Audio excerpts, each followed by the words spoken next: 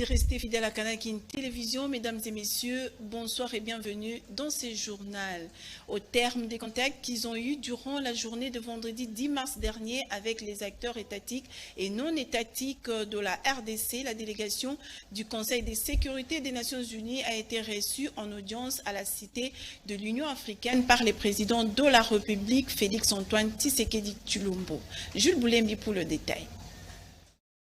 C'est à 19h30 heure locale que l'entretien entre le chef de l'État et le groupe de 15 ambassadeurs représentant les 5 membres permanents et 10 membres non permanents du Conseil de sécurité de l'ONU ainsi que la chef de la MONUSCO, Mme Bintou Keïta, a démarré. Bienvenue au Congo, pays agressé, leur a lancé le président de la République, Félix-Antoine Tshisekedi Tshilombo, après avoir serré la main de chacun des membres de la délégation. Cette formule choc a donné le ton d'un discours franc et direct de la part du président Félix Tshisekedi à l'égard de membres du Conseil de sécurité de l'ONU. Le chef de l'État les a interpellés en tant que garant du droit international qui est bafoué par le Rwanda, pays agresseur de la RDC. En effet, l'agression avérée de la RDC par le Rwanda via les terroristes du M23 constitue une violation flagrante du droit international et de la charte de l'Union africaine. Le chef de l'État était entouré d'une forte équipe constitué entre autres du VPM des Affaires étrangères Christophe Lutundula, de son directeur de cabinet Guylaine Yembo et plusieurs conseillers et autres collaborateurs. À l'issue de cette rencontre, la délégation onusienne a tenu un point de presse durant lequel le porte-parole du Conseil de sécurité de l'ONU ont tenu à rappeler qu'ils sont venus pour témoigner leur soutien à la RDC, qu'ils condamnent toute violation de la souveraineté du Congo et qu'ils font tout pour établir la paix et la stabilité à l'est de la RDC. Ce samedi matin, la délégation du Conseil de sécurité de l'ONU se rendra à Goma pour constater sur le terrain la réalité des conséquences de l'agression rwandaise contre la RDC au travers du désastre humanitaire causé aux populations civiles congolaises. Le Premier ministre Jean-Michel Samalukonde a eu à son tour une séance de travail le même vendredi à l'immeuble du gouvernement avec une forte délégation de tous les 15 pays membres du Conseil de sécurité des Nations Unies. Une fois de plus, Jules Boulembi.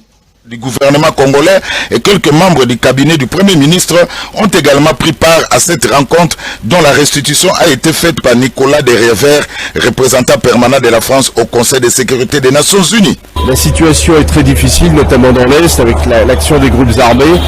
On a évoqué avec le Premier ministre cette situation dans l'Est. On a dit notre solidarité avec la République démocratique du Congo et la détermination des Nations Unies de l'aider. Nous avons aussi évoqué le rôle de la MONUSCO, comment la MONUSCO peut contribuer de manière encore plus efficace à la réalisation de son mandat et à la sécurisation de la République démocratique du Congo, à la réforme du secteur de la sécurité et à toutes les autres parties de son mandat. Et puis nous avons évoqué aussi la préparation des élections qui doivent se tenir avant la fin de l'année. C'est une rencontre essentielle pour relancer sur des bases rénovées le partenariat entre les Nations Unies et la République démocratique du Congo. Et pour nous, ce partenariat doit être un partenariat pour la paix et la sécurité, un partenariat qui rencontre les demandes fortes, les aspirations fortes de notre population. Pour y arriver, il faut mettre fin à l'agression contre la RDC et aux aventures meurtrières, criminelles du M23 avec le soutien de l'armée rwandaise. De son côté, Christophe Lutundula a martelé sur la nécessité de rénover le partenariat entre les Nations Unies et de muscler le mandat de la MONUSCO en mettant à sa disposition les moyens nécessaires pour amener la paix et la sécurité dans l'Est de la République démocratique du Congo.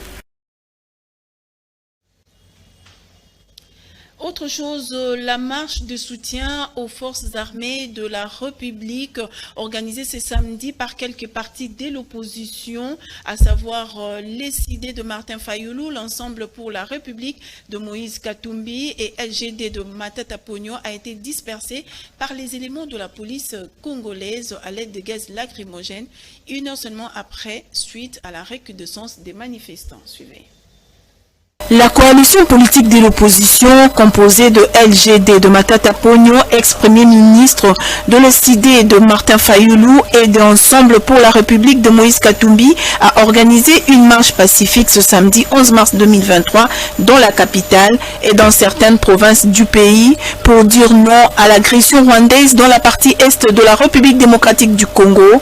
Cette marche de l'opposition a également permis aux manifestants d'exprimer leur mécontentement face à la hausse du taux de dollars américains, la flambée des prix sur le marché, la dégradation de certaines artères de la capitale.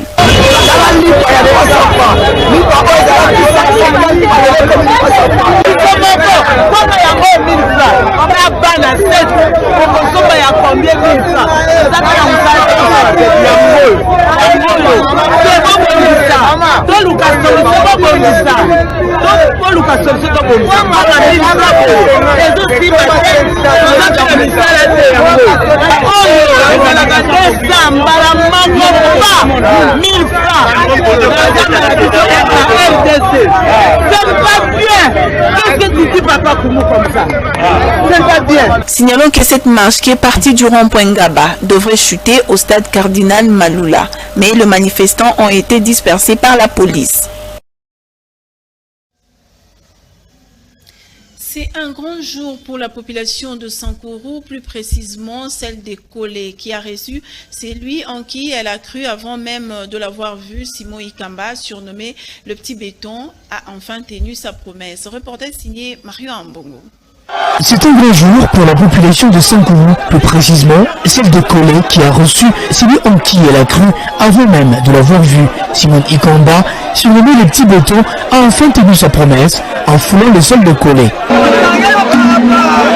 Ils sont venus le prendre depuis l'aéroport de Kolé où il a loué un avion pour lui et sa délégation pour l'honneur au chef de l'État Félix Tshisekedi. Les images parlent d'elles-mêmes. Les ont accompagnés jusqu'au centre Omnisport des Kolé pour un meeting de sensibilisation à l'enrôlement massif. Une marée humaine est venue l'écouter. Autre chose, c'est le message de l'unité et la solidarité lancé à la population de Lomela, Lubefu, Katako, Lusambo, Loja et Kolé. C'est Sankourou, Jensona, Owanji Wambanja, l'élection 2023, Fatibé. Après le meeting, Simon Ikamba est allé à la rencontre des jeunes footballeurs au centre Batani où il a marqué son passage en leur remettant varèses et ballons pour promouvoir les sports à Kolé. Simon Ikamba a travaillé toute la nuit à la réception de plusieurs délégations des habitants de Kolé et de partout à travers Sankourou.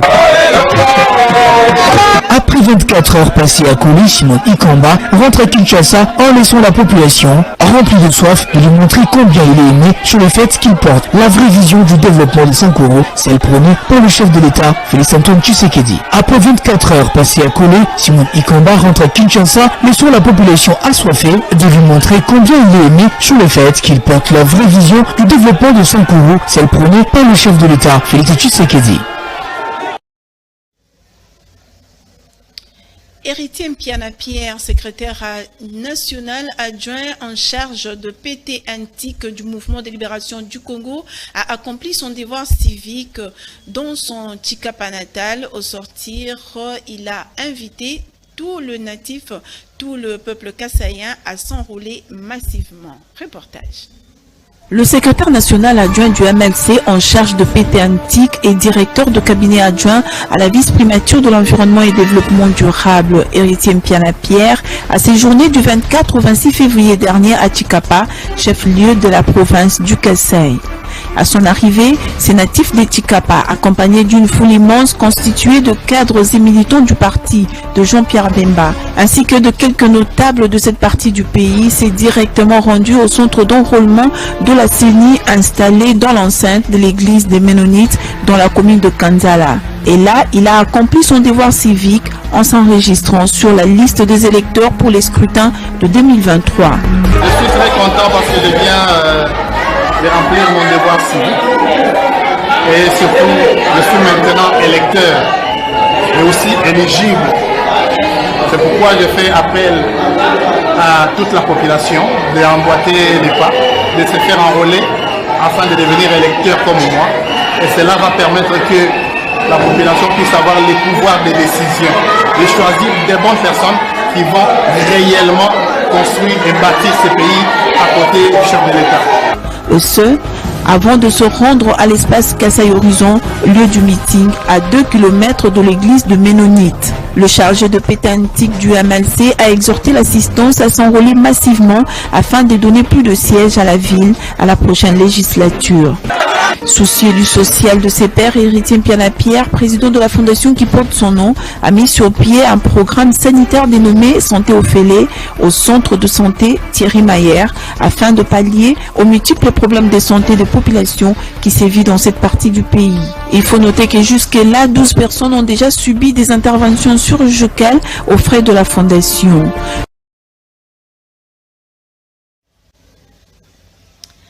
Le gouvernement militaire du Nord Kivu a réceptionné un premier lot de l'aide humanitaire acheminée à Goma le vendredi dernier par les ambassadeurs de l'Union européenne et de la France, une façon de soulager la peine des déplacés de la guerre du M23 qui ne demandent qu'une seule chose, la paix, pour regagner leur milieu d'origine. Reportage.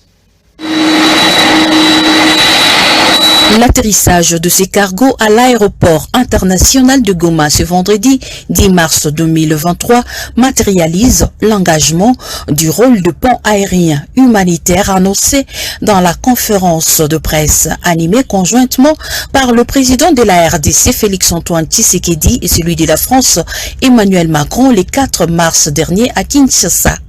Au total, 35 tonnes constituées entre autres d'abris provisoires, des kits hygiéniques, du matériel médical et celui nutritionnel. Un don de la France couplé à l'Union européenne, affirme Bruno Aubert, ambassadeur de la France, qui a personnellement accompagné la donation aux côtés de Jean-Marc Châtaignier, ambassadeur de l'Union européenne. Ce qui se passe ici, dans l'Est du Congo, est inacceptable. Ce qui se passe dans l'Est du Congo doit être sorti de l'oubli.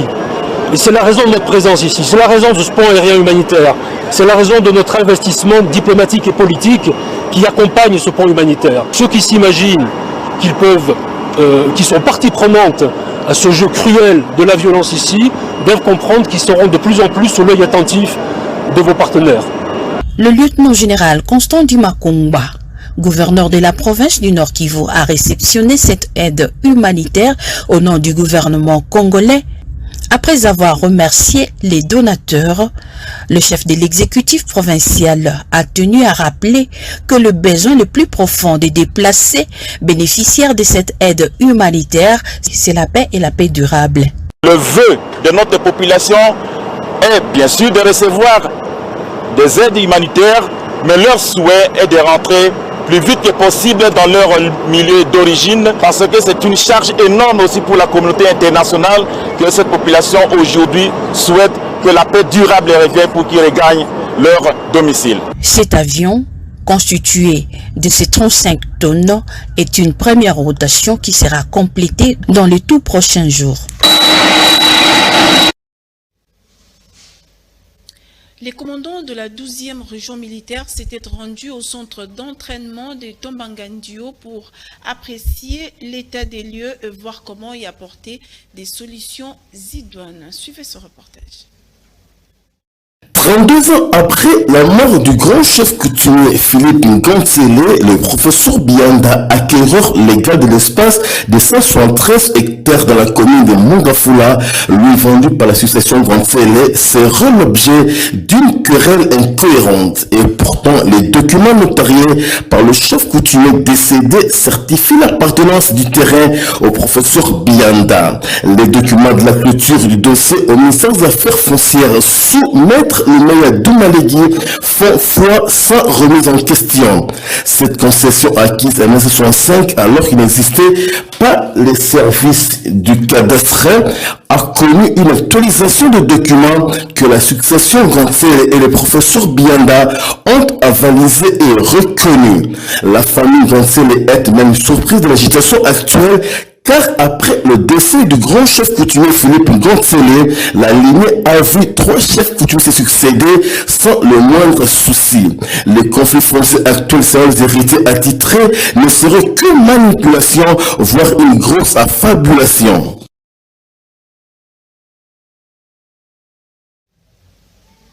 Nous sommes allés trop vite en besogne. Vous venez là de suivre plutôt le bras de fer qui est presque inéluctable entre la succession Ngantele et certains cadres du ministère des Affaires foncières au sujet de la concession Ngantele des 173 hectares dans la commune de Mongafula, vendue au professeur Bianda depuis 1991.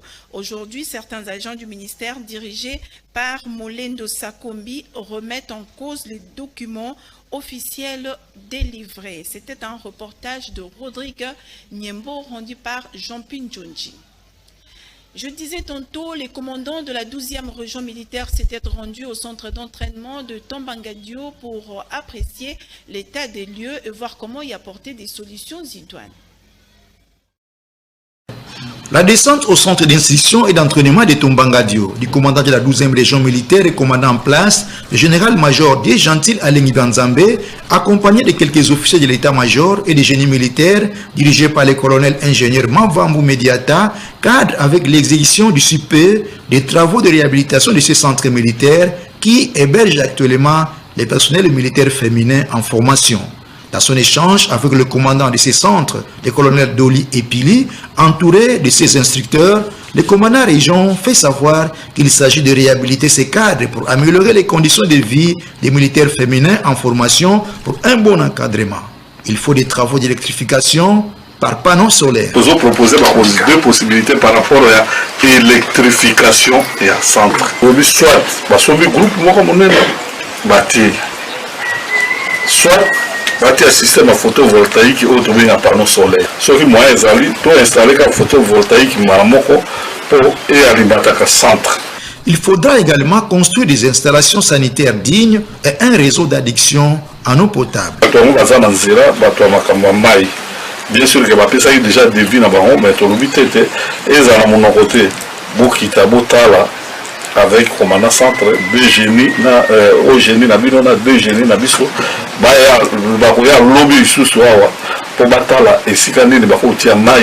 le commandant de la 12e région militaire, le général-major D. Gentil Alengi Banzambe, met en garde les instructeurs contre les mauvaises pratiques à l'endroit du personnel militaire féminin en formation.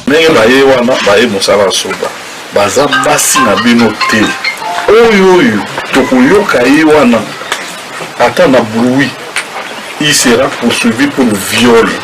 Le instructeur, on l'a écrit, condamné pour viol, 15 ans de prison.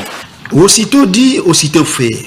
Après la réunion, les équipes de techniciens du génie militaire, épaulées par les ingénieurs des travaux publics et infrastructures, font la ronde de quelques bâtiments et infrastructures pour études et mesures topographiques, pour se faire une idée sur la nature des travaux à exécuter en attendant l'arrivée de la délégation de l'état-major général des forces armées de la RDC pour le début des travaux.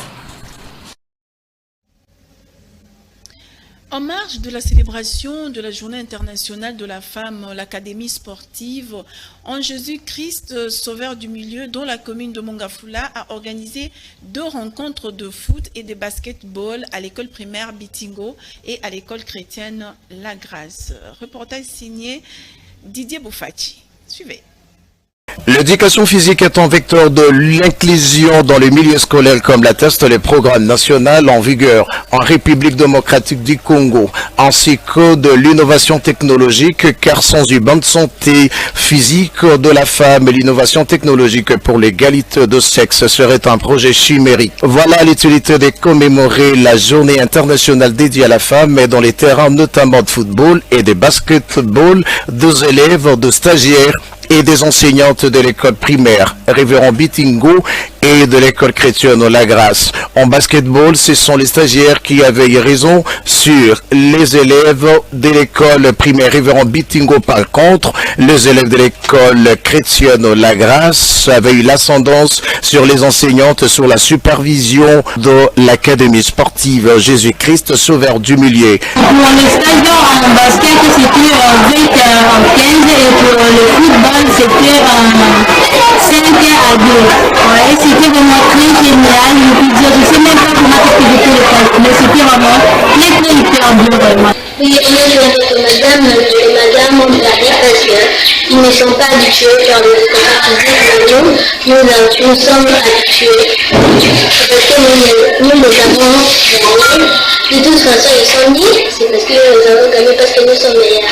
Conciliant l'éducation physique à l'autonomisation de la femme ainsi que de la commémoration de la journée internationale de la femme au terrain de football et de basketball, Sylvain Tsumbu s'était exprimé en ces termes. Nous avons voulu, par cette journée, honorer la femme par l'éducation physique. Vous savez, cette femme qui est importante, qui est indispensable dans l'éducation, que ce soit en famille, que ce soit au lieu du travail, il faut qu'elle soit en bonne santé. Et l'éducation physique est un élément majeur qui permet à ce que la bonne santé soit garantie.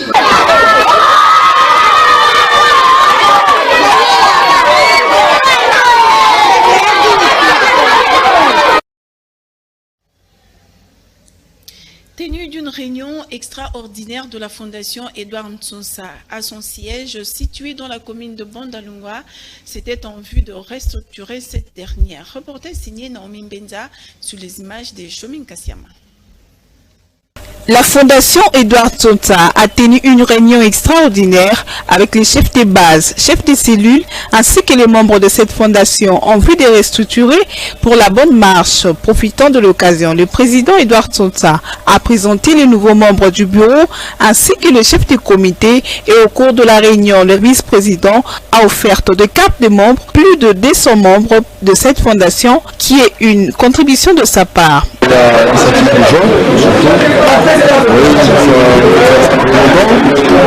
présente la fondation, je me suis dit, autant que je puisse me déplacer pour assister au moment de la nationale aujourd'hui. C'est pour ça, en fait, j'ai assisté au faire ce que je fais autre part. Je fais déjà ça. J'encourage, en fait le monde qui puisse être motivé en fait pour parce qu'il y a des autres choses à venir qui arrivent en fait. Notons que la fondation Fondenso s'étend déjà à travers le monde entier avec 2 sièges désormais dans 2 pays européens et au terme de cette réunion, Edouard Ntsonsa a donné les programmes de action au cours de cette année. C'est une prise de contact avec le membre pour une présentation officielle du vice-président qui est arrivé. Bon, je souhaite seulement que tous ceux qui veulent adhérer, viennent adhérer à la formation. Donc, ils seront les bienvenus.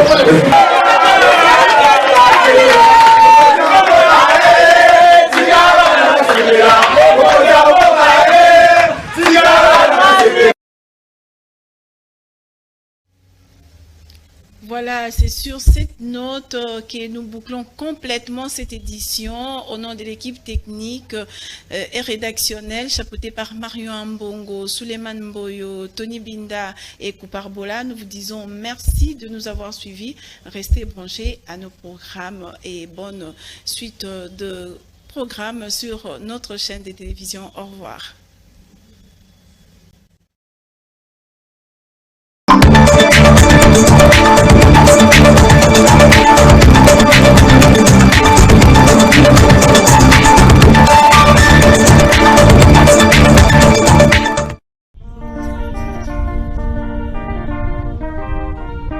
Fondation Héritier Piana Pierre ujulo muchikapa bokumbulisha bana ba muka sai chikapa lwayinu jadere mu fondation ujulo bobolu bwenu bolu bujibutangila état de santé wenu ekozala ya ofele Dr Albert Mwela maluo sadi mubyanzi byetu. Le secrétaire national adjoint du MLC en charge de PT Antique et directeur de cabinet adjoint à la vice-primature de l'environnement et développement durable, Héritier Mpiana Pierre, a séjourné du 24 au 26 février dernier à Tshikapa, chef-lieu de la province du Kasaï. À son arrivée, ces natifs de Tshikapa, accompagnés d'une foule immense constituée de cadres et militants du parti de Jean-Pierre Bemba, ainsi que de quelques notables de cette partie du pays, s'est directement rendu au centre d'enrôlement de la CENI installé dans l'enceinte de l'église des Ménonites dans la commune de Kanzala. Et là, il a accompli son devoir civique en s'enregistrant sur la liste des électeurs pour les scrutins de 2023.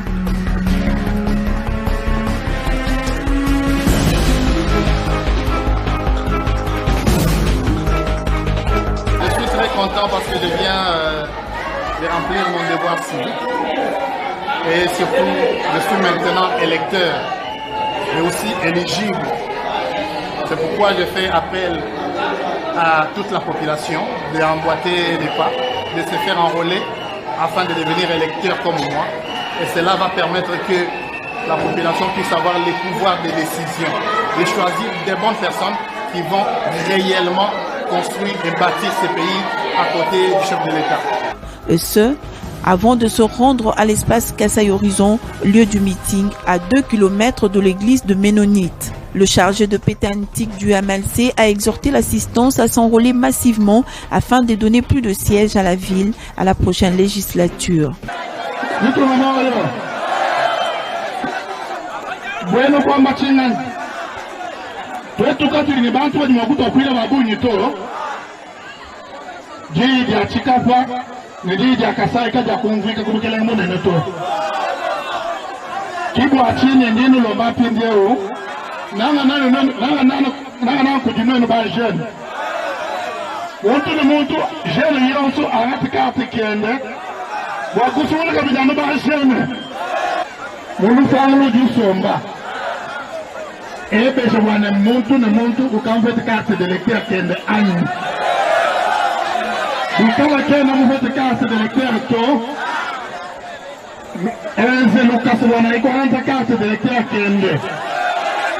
Soucieux du social de ses pairs, Héritier Mpiana-Pierre, président de la fondation qui porte son nom, a mis sur pied un programme sanitaire dénommé Santé au Félé au centre de santé Thierry Mayer afin de pallier aux multiples problèmes de santé des populations qui sévissent dans cette partie du pays.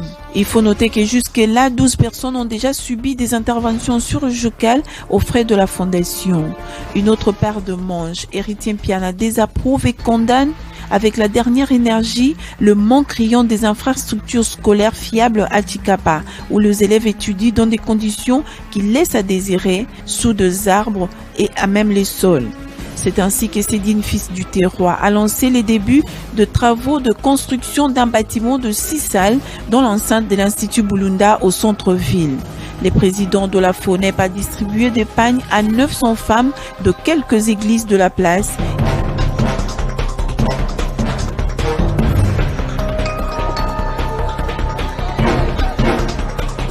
On a rencontré à l'élo,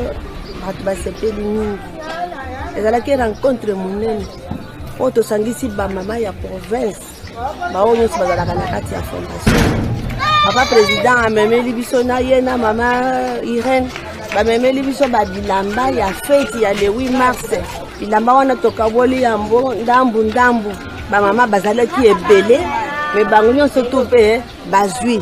Il a en outre visité le site où sera érigé le forage d'eau au quartier RVA pour desservir le Kasaïen d'une eau potable avant de se rendre à la communauté musulmane de Chikapa qui a jeté son dévolu sur la modeste personne de Mpiana-Pierre pour le scrutin à venir.